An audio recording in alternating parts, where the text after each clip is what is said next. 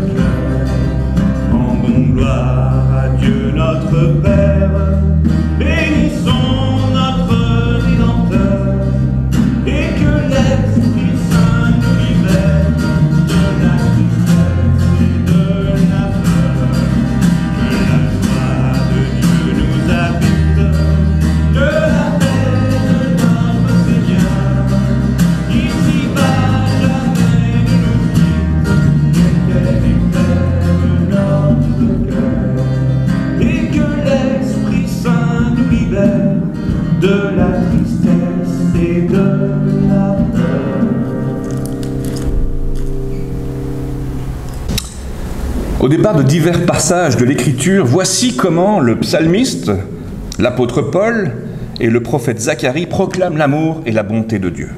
C'est un mash-up. Nous n'avons pas perdu notre temps lorsque nous avons compté sur le Seigneur, puisqu'il est présent par son esprit. Son amour s'est déversé dans nos cœurs. Nous lui avons permis d'agir en nous. Ce fut alors pour nous une véritable Pentecôte. Il a vaincu notre orgueil, et maintenant, nous vivons par sa grande bonté. Il nous remplit de force, il est une aide au cœur de notre vie. Par sa lumière, nous voyons des voies nouvelles. Il a bousculé notre confort, et maintenant, debout, nous marchons par la foi. Oui, l'amour de Dieu se déverse dans nos cœurs. Il se manifeste, il nous a fait bouger. Avant, nous ne voyions pas ceux que nous croisions sur le chemin. Maintenant, nous faisons attention à eux. Notre démarche en est toute transformée. Nous souffrons de l'injustice, mais nous cherchons des remèdes. Mais nous lui cherchons, des remèdes. Le Seigneur nous rappelle ceci. Les choses ne bougent pas les choses ne bougent que lorsqu'il les fait bouger. Oui, il l'a bien dit. Ce n'est ni par force, ni par la puissance que se produisent des grands changements. C'est par son esprit qu'ils se réalisent. C'est pourquoi, avec les croyants de tous les temps, je veux miser sur l'esprit. Qu'il soit lui, mon pouvoir, ma force et mon salut, et aussi ma louange et mon chant. Amen.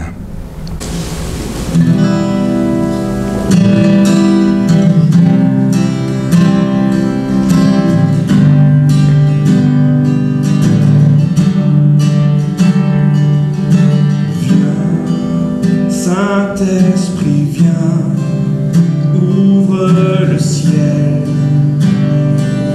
descends sur nous, viens, Saint-Esprit, viens, feu éternel, embrase-nous, viens, Saint-Esprit, viens, touche la terre.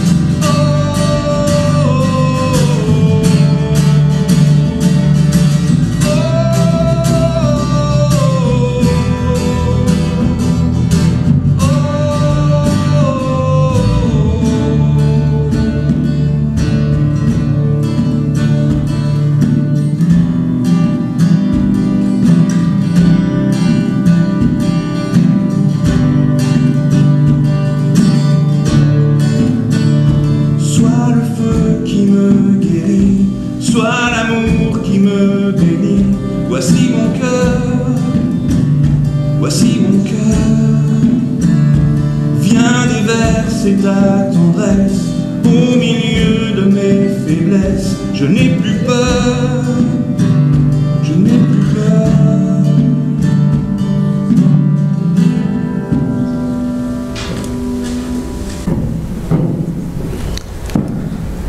Dieu notre Père, que te dire que tu ne saches déjà? Comment nous justifier devant toi pour tous nos manquements à ta loi d'amour? nos ingratitudes, nos moments de doute, nos égoïsmes et nos égocentrismes. Ce matin, comme chaque jour, tu nous rappelles que tu te fais tout proche de nous. Tu nous rappelles qu'avec toi, hier est passé, demain n'est pas encore. Alors aujourd'hui, tu nous invites à vivre la plénitude de ton amour et de ton pardon.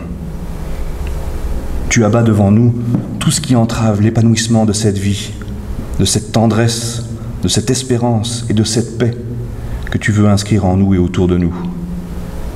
C'est pourquoi nous t'en prions, Seigneur. Viens renouveler en nous tout ce qui doit l'être.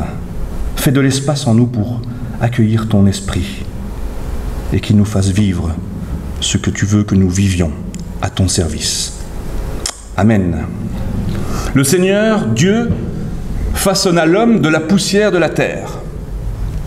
Il insuffla dans ses narines un souffle de vie, et l'homme devint un être vivant. C'est ce qu'on peut lire dans la Genèse. Sœurs et frères, nous ne venons pas de nulle part. Nous venons de Dieu. Et comme nous le rappelle l'apôtre Paul, nous avons même été faits enfants de Dieu, fils et filles de Dieu.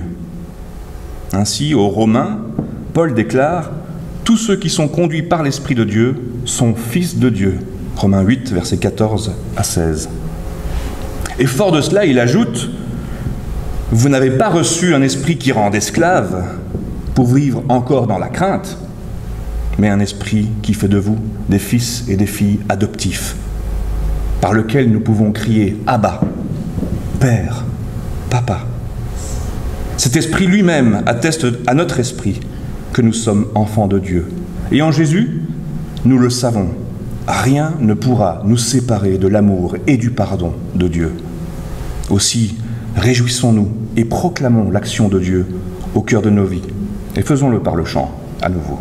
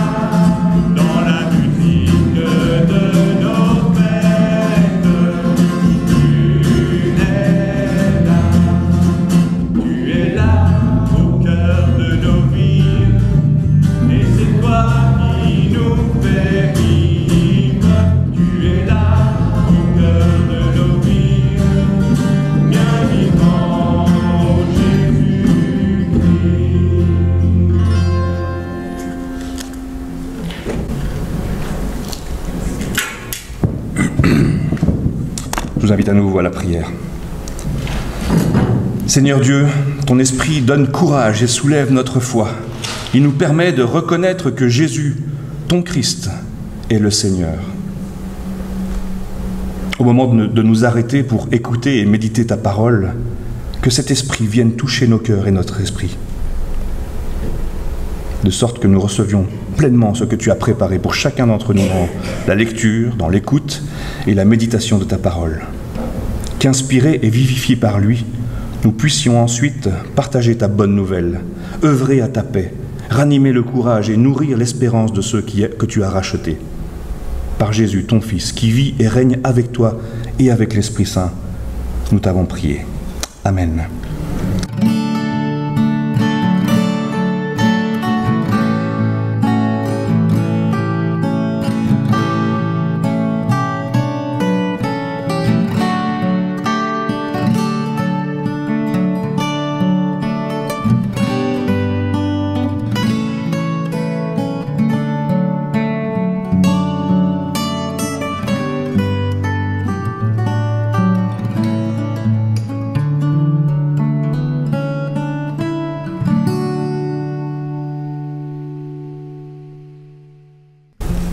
Alors ce matin, il va y avoir 2 textes, mais je vais les intercaler dans la prédication. Le premier texte pour ce matin se trouve dans l'évangile de Jean. C'est un petit récit qui suit la découverte du tombeau vide. Donc on revient quelques semaines en arrière. Le texte juste avant celui que nous allons lire, c'est l'épisode où Jésus apparaît à Marie Magdalena dans le jardin et il lui dit d'aller voir les disciples pour leur dire qu'il va monter vers celui qui est son Père et qui est leur Père, qui va monter vers son Dieu, qui est leur Dieu. Et alors là, elle commence à courir pour rejoindre les disciples et ceux qui sont avec eux. Le soir de ce même dimanche, le dimanche de la résurrection, les disciples étaient réunis dans une maison. Ils en avaient fermé les portes à clé, car ils craignaient les autorités juives. Jésus vint, et debout au milieu d'eux, il leur dit « Shalom Aleichem ». La paix soit avec vous. Après ces mots, il leur montra ses mains et son côté. Les disciples furent remplis de joie en voyant le Seigneur. Et Jésus leur répéta « Shalom Aleichem, la paix soit avec vous. Comme le Père m'a envoyé, moi aussi je vous envoie. » Après cette parole, il souffla sur eux et leur dit « Recevez l'Esprit Saint. Ceux à qui vous pardonnerez, les péchés seront pardonnés. Ceux à qui vous refuserez le pardon ne l'obtiendront pas. »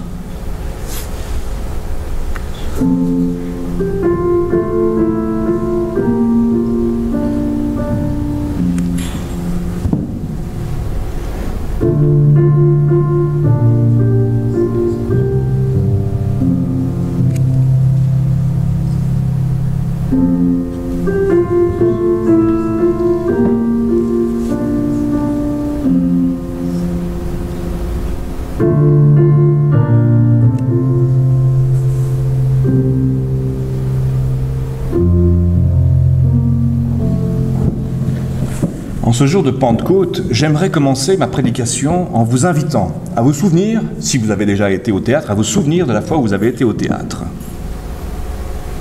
Et si je vous invite à vous en souvenir, c'est que j'aimerais vous rendre attentif à un personnage de théâtre qui est invisible au public, mais dont la fonction est nécessaire à toute représentation théâtrale. En plus, il y a un lien fort entre ce personnage et ce geste que Jésus commet dans l'évangile du jour. En effet, dans l'évangile que nous venons de lire, Jésus souffle sur ses disciples. C'est, comme vous l'aurez évidemment deviné, le personnage du souffleur dont je veux parler. Un souffleur au théâtre, c'est la personne qui, comme son nom l'indique, souffle le texte aux acteurs ou à l'acteur qui a de la peine, qui ne sait plus se souvenir de son texte. Le souffleur avant, il était caché dans la scène, sous la scène, mais aujourd'hui, le souffleur existe sous une autre forme, plus moderne. Il s'agit souvent d'un régisseur qui est caché derrière et qui communique avec l'acteur avec l'intermédiaire d'une oreillette.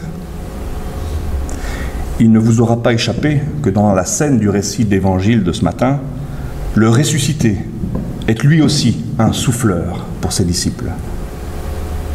Ceci d'abord parce qu'il souffle littéralement sur eux et il leur dit « recevez l'Esprit Saint », autrement dit « recevez le souffle saint », le pneuma en grec, mais aussi parce qu'avant de mourir, Jésus, vous le savez, prononce des paroles d'adieu à ses disciples. Et dans ces paroles, il leur promet précisément la venue après lui de celui qui va souffler sur eux et en eux, c'est-à-dire celui qui va leur remettre en mémoire ce que Jésus leur a dit. Dieu fonctionne pour les disciples de Jésus, mais pour nous aussi, qui en sommes également, comme le souffleur au théâtre. Par son souffle en nous, il vient donner ou redonner vie aux paroles du Christ. Il vient rappeler le contenu de ces paroles et leur actualité. Je reviendrai un petit peu plus loin dans la prédication sur le souffleur, sur la fonction du souffleur qui est celle de Jésus pour ce jour de Pentecôte. Je vous partage maintenant deux choses qui, dans cette histoire, accompagnent le souffle de Dieu, le souffle, le don de l'Esprit. L'une qui vient avant le souffle de Jésus et l'autre qui vient juste après. Ce sont deux passages, deux étapes, deux franchissements. Ce qui vient avant, c'est le passage de la peur à la paix. Souvenez-vous, dans le texte, les portes du lieu où se trouvaient les disciples étaient fermées. Ils avaient peur, ils étaient dans la crainte des Juifs. Alors ici, il ne faut pas entendre qu'ils ont peur des Juifs en général. Ils sont eux-mêmes Juifs, donc ils ne peuvent pas avoir peur. Mais ils ont peur des autorités juives qui ont crucifié Jésus, qui ont fait faire crucifier Jésus. Et là, j'aimerais évoquer votre peur, notre peur, nos peurs. Dans le cas des disciples, c'est leur vie qui est en jeu. Évidemment, on comprend qu'ils aient peur. Dans notre cas, c'est parfois aussi notre vie qui est en jeu, mais différemment. Il m'arrive de nous cacher, de nous enfermer, de nous taire à propos de notre vie, de notre foi, de nos idées. On a peur. Peur des incompréhensions, des refus, des vexations, des moqueries. Et c'est vrai que dans notre mission de témoin, notre tranquillité est en jeu.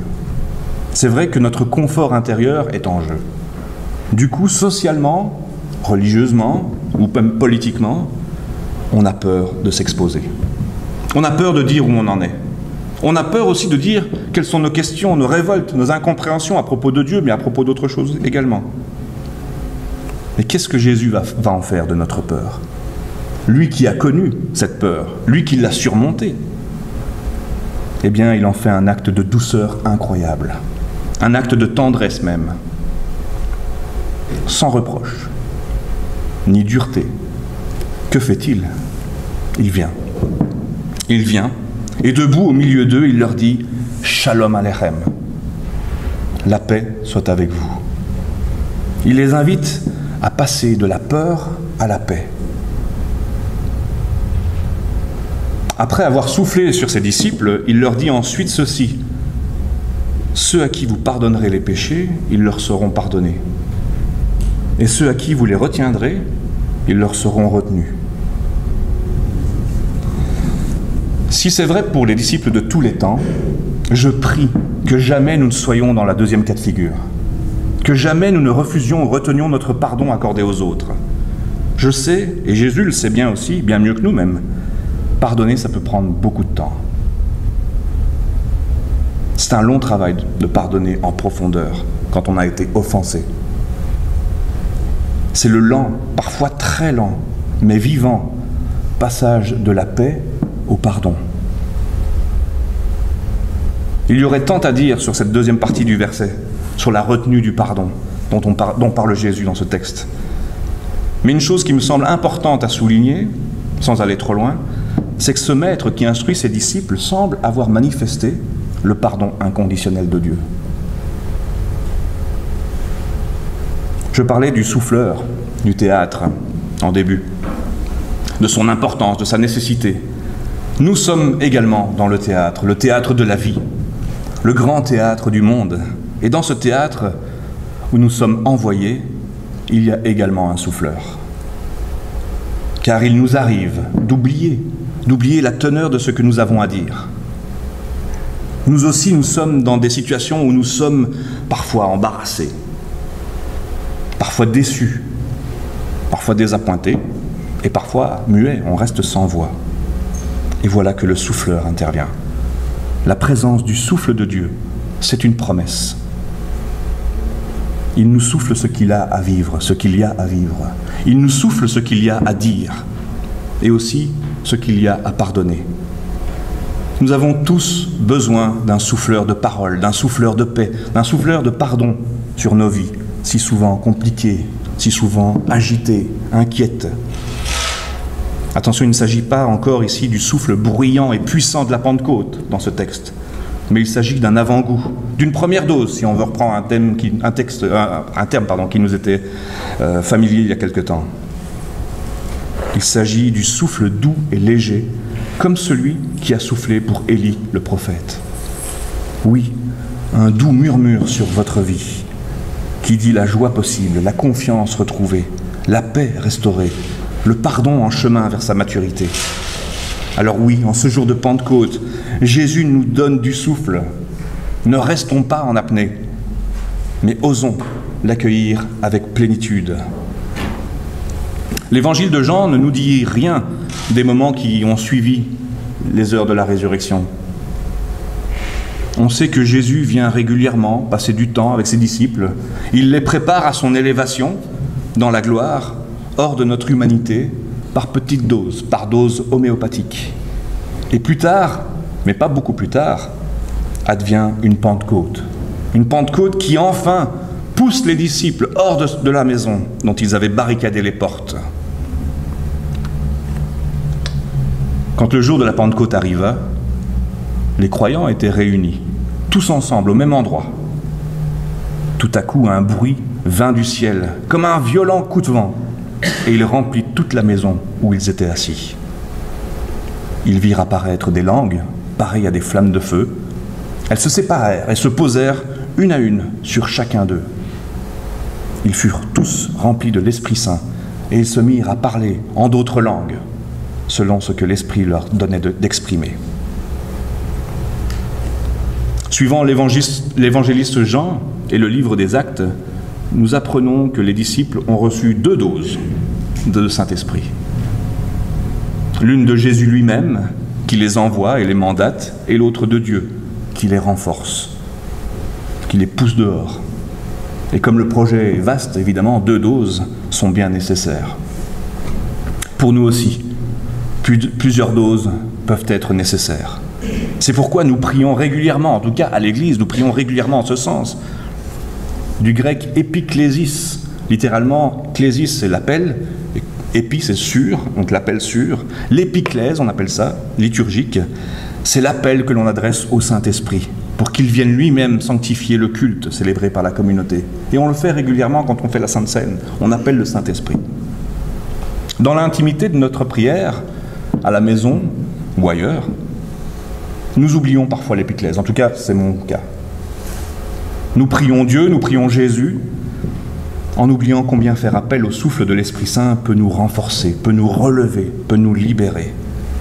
En oubliant combien faire appel au souffle de l'Esprit Saint peut ouvrir des portes derrière lesquelles nous nous trouvons si souvent coincés, enfermés, quelles que soient ces portes. La peur du lendemain, la colère, la tristesse, la fatigue, le deuil, le stress, la rancune, la difficulté à garder une bonne estime de soi, la culpabilité, les soucis matériels. La Bible nous rappelle que l'Esprit est un souffle créateur, vivifiant et libérateur. N'ayons pas peur de l'épiclèse. Faisons appel à l'Esprit Saint. Reprenons-en autant de doses que nécessaire. Jésus dit « Shalom Aleichem », que la paix soit avec vous. Comme le Père m'a envoyé, moi aussi je vous envoie. Recevez l'Esprit Saint. Amen.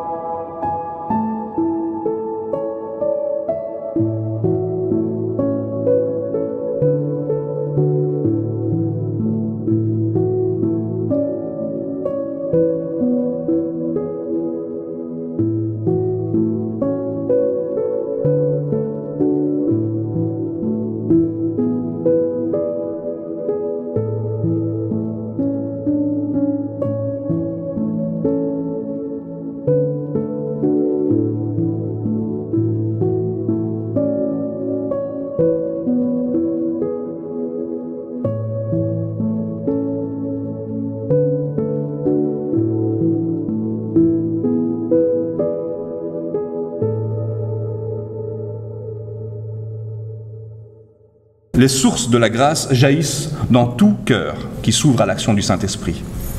Il agit en nous, il agit avec nous pour que naisse un monde nouveau. Pas un autre monde, mais ce monde-ci, baigné de la lumière de la grâce de Dieu. Le Père envoie le Fils, et le Fils nous envoie, comme il a été envoyé, rempli d'Esprit Saint. Allons dans la paix, et avec la force du ressuscité.